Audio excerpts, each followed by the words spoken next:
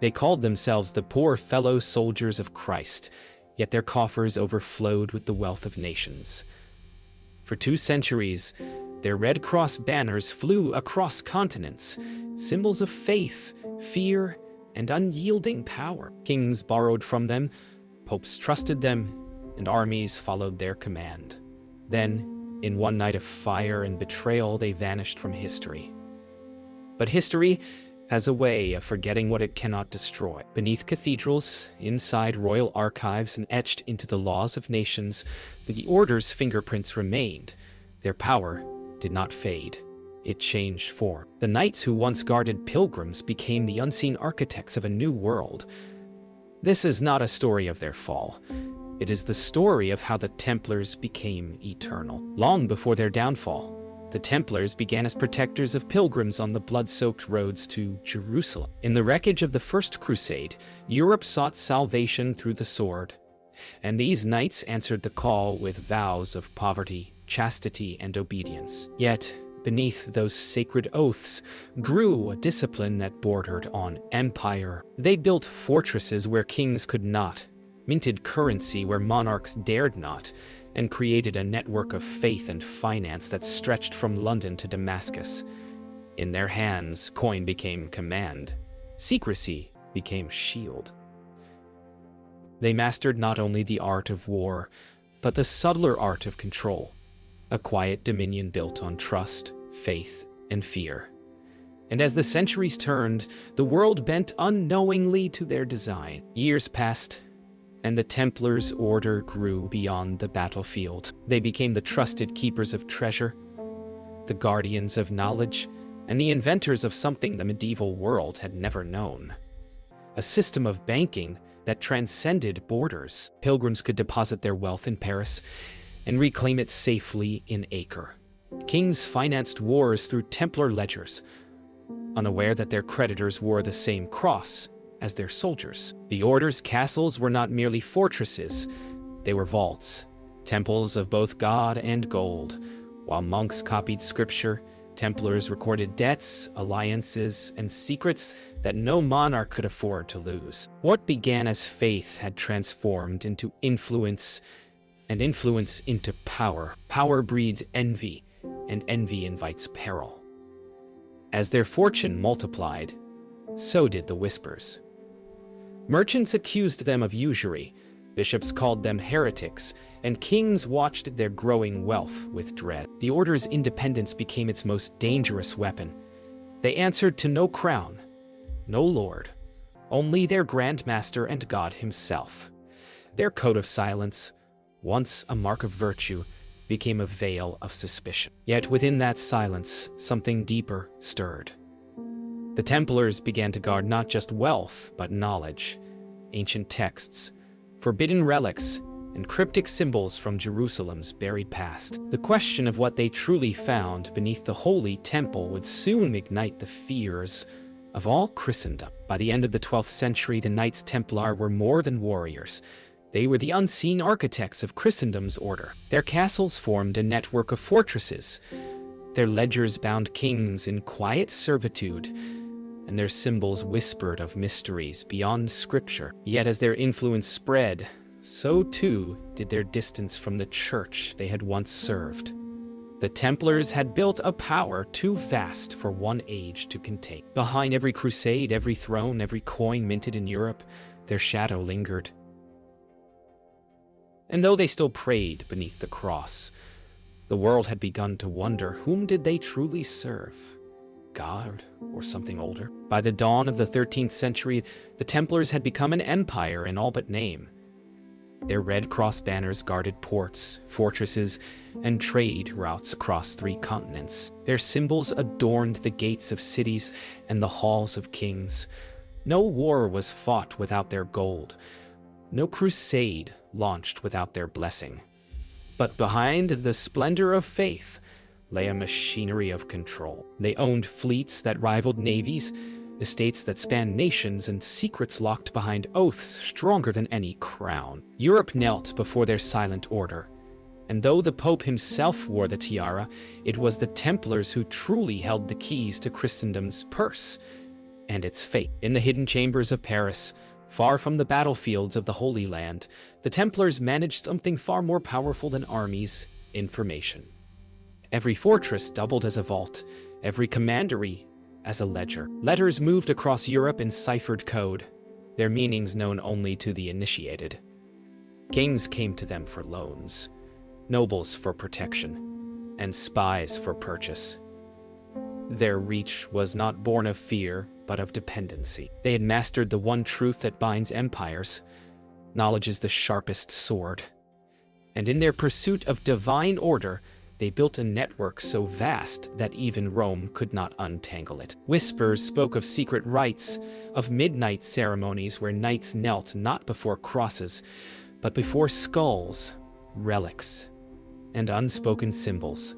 The church grew uneasy. Accusations of heresy began to coil around the order like smoke around a pyre. Yet, within their fortresses, the Templars claimed their rituals were sacred allegories, lessons in humility before God. Still, the deeper one descended into their halls, the more blurred the line became between prayer and mystery. Perhaps it was never heresy that frightened the church, but the possibility that the Templars had uncovered something older, truths that could not be confined by scripture. As their mysteries deepened, so too did their influence. The Templars financed cathedrals, secured trade routes, and even held lands where kings dared not tread. But behind every act of charity was a ledger, and every promise of faith hid a debt. Their network of power was both invisible and irresistible, drawing monarchs into their grasp like moths to flame. Among them stood one man who would not bow: Philip IV of France. The king's treasury was empty, his debts to the Templars unbearable. To free himself, he would have to destroy them, and so began the quiet plotting of vengeance, masked as piety. While the world saw piety, the throne saw opportunity. Rumors became accusations, and accusations became strategy. The Templars' fortune tempted both kings and popes, and soon the sacred oaths that once bound Christendom began to unravel. As their enemies whispered in the shadows, the Templars continued their work, unaware that history's greatest betrayal was already taking shape. The gold that built their empire would soon buy their destruction. And as the sun set on their final days of power, the cross that had once blessed them would be turned into a brand of damnation. On the dawn of October 13th, 1307, the Kingdom of France awoke to silence, a silence pierced only by the sound of boots and breaking doors. Across the land, hundreds of knights were seized under the same command, their crosses torn from their mantles, their swords shattered at their feet. The king had struck without warning. What began as an act of faith was, in truth, a seizure of power and gold. The Templars' enemies had waited for this moment, weaving lies of heresy and devil worship to justify their fall. Yet in that morning's pale light, as the red cross disappeared into chains and smoke, something deeper was lost: the soul of Christendom itself. The arrests spread like wildfire. Paris, Poitiers, Marseille. Every Templar fortress fell without a fight, betrayed not by battle, but by parchment. Those who resisted were branded as heretics, accused of unspeakable blasphemies. Under torture, they confessed to anything demanded of them, kissing idols, denying Christ, worshipping darkness. Yet the truth was simpler and more damning. The king's coffers were empty, and the order's gold had become his salvation. The church, cornered by royal pressure, turned its gaze away. Thus began a trial not of guilt, but of power. And in that cruel theater, the Templars' silence was their last prayer. In Avignon, the Pope watched in silence. Clement V, once the Templars' ally, now found himself ensnared in the king's shadow. Letters arrived daily, pleas for mercy, confessions extracted under pain, rumors of hidden treasure. Fear ruled the papal chambers. To defy the king was to risk ruin. To defend the Templars was to court heresy. So the Holy Father did what many have done when torn between power and conscience. He delayed, he hesitated, and by doing so condemned them. The church had betrayed its own soldiers, not with a sword, but with silence. Months turned into years of imprisonment. One by one, the confessions mounted, each a wound carved into the Order's legacy. Yet amid the despair, rumors spread that not all Templars had fallen. Some had vanished before the Dawn raids, carrying relics, gold, and secrets across the seas. In the darkness of captivity, hope became legend. They spoke of safe havens in Scotland, of ships disappearing into the mist, of an order reborn beyond the reach of Rome. Whether truth or myth, it was enough to keep their faith alive. The Templar fire had dimmed, but it was not extinguished. By 1314, the end had come. The once mighty Templars were reduced to prisoners and ghosts. Their Grand Master, Jacques de Molay, stood before the flames of his execution and spoke words that would echo for centuries, cursing the king and the pope who had betrayed him. As the fire consumed his body, he swore that both would stand before God within the year. And so it came to pass. The Order had fallen, but its myth had only begun. In their ashes, Europe would build legends, and those legends would outlive empires. For the Templars' true legacy was not their wealth, but the idea that no power, not even the Church, could truly erase them. When the flames of Paris died, the world believed the Templars were gone. Their fortresses stood empty, their banners burned, their names erased from royal decrees.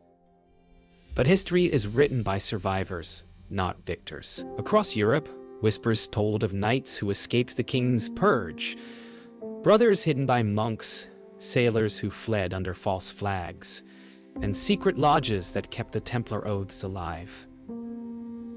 What vanished in fire was reborn in shadow. Beneath the gaze of kings and popes, a new order began to stir.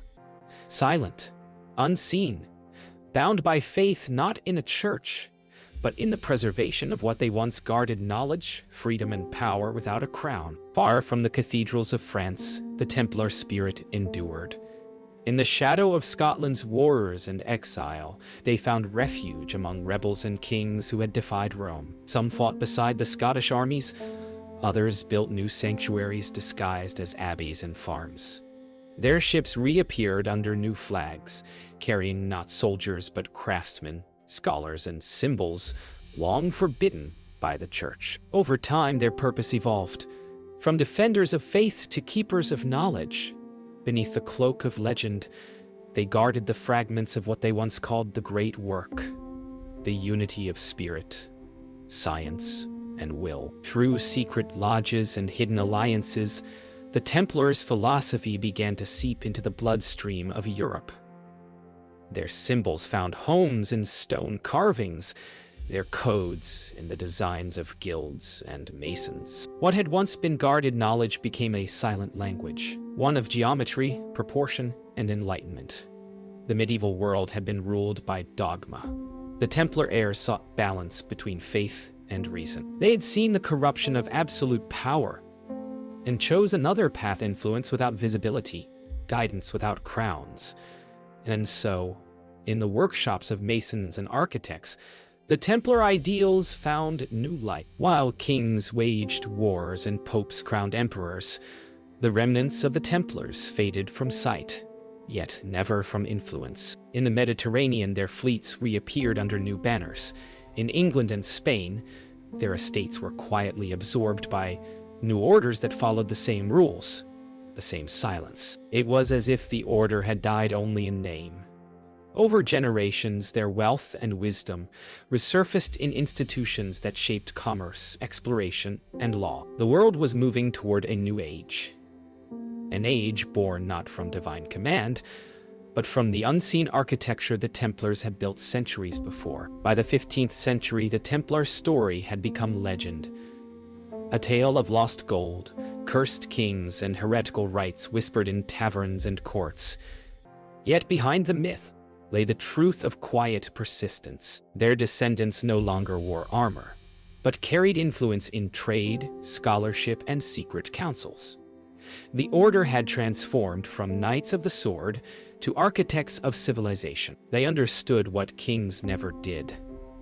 That power held openly is fragile, but power hidden becomes eternal. The Templars had vanished into history's shadows. Yet it was within those shadows that the modern world began to take form. Centuries passed, yet the mark of the Templars endured, silent, evolving, unseen. When the world entered the age of discovery, their influence emerged again beneath new banners. Explorers who crossed oceans, merchants who built empires, and scholars who questioned dogma all followed paths drawn from ancient codes. The Templar network of trust and secrecy had become the backbone of modern banking, navigation, and law. Their symbols appeared in the architecture of new capitals, their philosophy in the minds of the enlightened. The sword had given way to the quill, the fortress to the university, the cross to the compass. The world was changing, and it was the Templar way that had shown it how. The Templar spirit found new life in the thinkers of the Renaissance and the dreamers of the Enlightenment. Their ancient philosophy, faith through reason, power through knowledge, became the quiet creed of scholars and scientists who challenged both kings and priests. Geometry became sacred once more, astronomy a form of prayer. In secret circles, the teachings once whispered in the fortresses of Jerusalem now guided men who mapped the heavens and measured the earth. The Templars' ancient pursuit of divine order had transformed into humanity's search for truth. From the new world to the old, the unseen legacy continued. Explorers carried not only flags and faith but codes. The cross within the compass, the triangle within the circle. Secret lodges emerged across Europe, claiming descent from those who had preserved the mysteries of Solomon's temple. They spoke of balance between reason and faith, of a world built upon divine proportion. The Freemasons, the Rosicrucians, and other brotherhoods bore symbols strikingly familiar. Though the Templar name was never uttered, its language lived on in stone, ritual, and silence. The architects of the modern world were speaking the same tongue as the knights who vanished in fire. By the 18th century, their influence had woven into the fabric of nations. In the age of revolutions, the ideals of freedom, equality, and brotherhood echoed the Templar vow of unity under divine law. Across France, America, and beyond, men of learning and rebellion invoked those same principles to challenge tyranny. The world had forgotten the knights who first dreamed of moral order without papal chains, but their vision endured. The Templars had become not an order of men, but a philosophy of civilization itself, to build, to protect, to seek truth without submission to power. By the dawn of the modern world, the Templars had become legend, yet their presence lingered in symbols etched above banks, universities, and temples of law. The Red Cross became a mark of charity, the temple a metaphor for enlightenment, and their lost brotherhood a reminder that power built on principle endures beyond persecution. They had transformed from warriors into the very architecture of progress, and though history calls them extinct,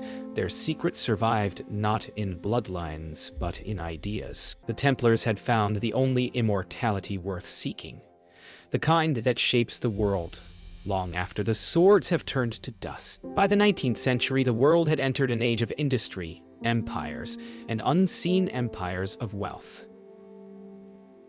The sword was replaced by the machine, the fortress by the bank. Yet, beneath the noise of progress, the same patterns remained. The Templar system of order, secrecy, and faith in structure. From the vaults of London to the trading houses of Amsterdam, their legacy pulsed within the arteries of finance. The same principles that had guarded pilgrims now guarded nations' gold. History had changed its face, but not its heart. What the Templars had once created for salvation had become the invisible architecture of modern power. The Industrial Revolution had remade the world, but its new titans borrowed from an older script. Networks of trust and coded communication, once sacred vows among knights, now governed trade and empire. The first multinational corporations, the private banks, and even early forms of insurance followed the Templar model of mutual guarantee. Faith had been replaced by credit, scripture by contract. The invisible hand of commerce was guided by principles that had once been carved into monastery walls. The Templars had not disappeared. They had simply changed their language from Latin prayer to the mathematics of exchange. As empires expanded across oceans, the Templar legacy became global. Their descendants, or those inspired by their legend, founded orders that blended commerce with fraternity. The Freemasons, the Rosicrucians, and other societies that shaped politics and progress from behind closed doors. The architecture of the new capitals echoed the proportions of Templar temples. Their ideals of unity and reason colored revolutions and charters. The Age of Kings had ended, replaced by a quiet brotherhood of visionaries who saw the world not as chaos, but as a grand design waiting to be perfected. Yet, as the 20th century dawned, the balance the Templars had once pursued began to fracture. The same structures that once sought harmony between faith and reason became tools of greed and control. Wars were waged not for salvation, but for markets. The old Brotherhood's ideals, order, justice, and divine proportion, were buried beneath profit and propaganda. Still, among historians, scholars, and quiet societies, fragments of the original vow survive. Their oaths were no longer spoken in Latin, but whispered in the universal language of conscience to guard truth, even when the world forgets it. The Templars had begun as warriors, become bankers, and transformed into the invisible architects of modern civilization. They built not monuments, but frameworks, ideas that would outlast kingdoms, empires, and even faith itself. In the gleaming cities of glass and steel, in the global flow of currency and law, their presence endures. The Red Cross has faded from banners, but its symmetry lives in the designs of our institutions and the rhythm of our societies. They taught the world one enduring truth, that true power does not rule. It guides from the shadows. The 21st century believes itself free of myths, guided by data, reason, and progress. Yet in every nation's seal, every central bank, every cathedral's skyline, the past whispers still. The Red Cross has vanished from banners, but its geometry endures in the blueprints of power. What began as a brotherhood of faith became the skeleton of civilization. The Templars' true secret was never gold, nor relics. It was structure, the art of shaping belief into law, and law into order. From medieval crusades to modern boardrooms, their unseen design remains. The knights are gone, but their idea, the belief that the world can be organized toward higher purpose, never died. Through centuries of rebirth and disguise, the Templar legacy has woven itself into the foundations of our world. Their vows became ethics of trade. Their networks became the arteries of finance. Their geometry became the grammar of architecture and law. The Templars dreamed of order guided by wisdom, and though that dream was corrupted by greed, its essence survived. Each time the world rebuilt from ruin, their principles resurfaced: balance, discipline, and the belief that knowledge must serve mankind. They ceased to be an order of men.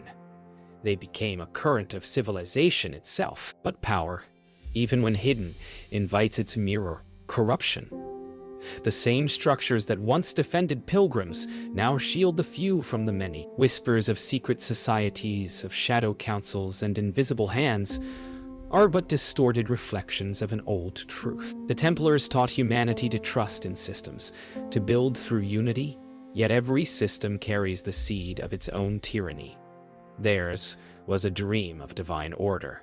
Ours, a network of control. Between the two lies the thin line of conscience, and it is there in that space that their true legacy awaits rediscovery. Within that chest lay no gold, no relic, only parchments and diagrams, the same codes that once shaped empires, notes on geometry, ethics, governance, and the balance between spirit and structure. They were blueprints for civilization, written in the hand of men who believed in harmony between heaven and earth. Julian understood then that the Templars' power was not hidden. It had simply become the foundation of everything. Their secret was never control, but continuity, the passing of sacred order through ages of chaos. What they built was not an empire, but an ideas. Do not burn. The Templars began as warriors sworn to protect the faith. They ended as architects of the unseen world, engineers of systems, laws, and dreams. Their empire fell, but their wisdom endured, buried within every institution that shapes our lives. Perhaps that was always their design, not to rule the world, but to teach it how to build itself. The hidden history of the Templars is not a tale of lost treasure, but of lasting influence. Every cathedral, constitution, and code of justice stands as their true monument. And though their crosses have faded, their order remains. Eternal, invisible, and still guiding humanity from the shadows.